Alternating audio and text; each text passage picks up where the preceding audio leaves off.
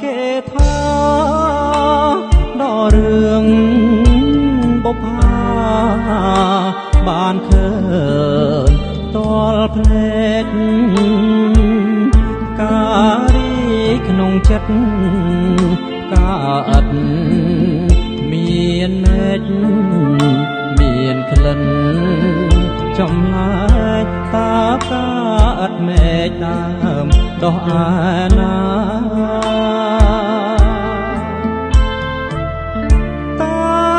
ពិតបុប្ផាជាឈ្មោះស្រស់ស្រីធ្វើឲ្យកវីញាប់ញ័រចិន្តាកវីអាភ័ព្វជាប់ចិត្តប្រាថ្នាហ៊ានយកសង្ខារបដាច់ឲ្យមរណាបដូរស្នេហ៍នឹងស្រីបងសូមលន់ទូសួរអូនបុប្ផាសូមពើមេត្តាសណ្ដោសប្រណីសូមអូនអាណិតដល់ចិត្តកវី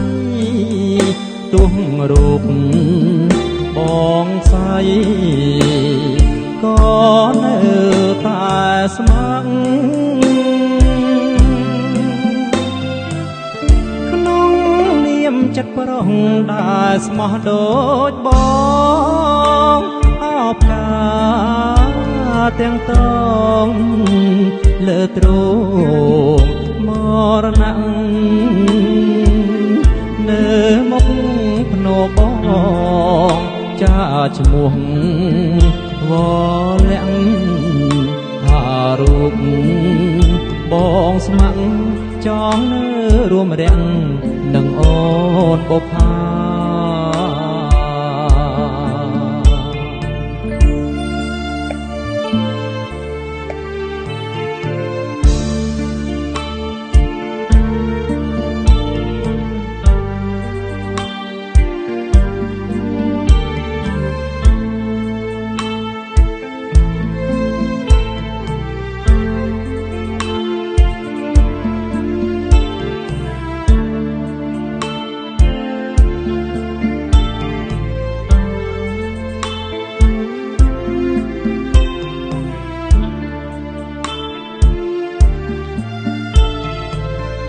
បងសូមលន់ទូសួរអូនបុប្ផាសូមពើមេត្តាសណ្ដោសប្រណីសូមអូនអាណិតដល់ចិត្តកវីទុះរូបបងស្អីក៏នៅតែស្ម័គ្រក្នុងនាមចិត្តប្រុសដែលស្មោះដូចបងអោបការទាំងតងលើទ្រង់មរណៈនៅមុខភ្នោបងចាឈ្មោះបលាក់ហារូបបងស្ម័គ្រ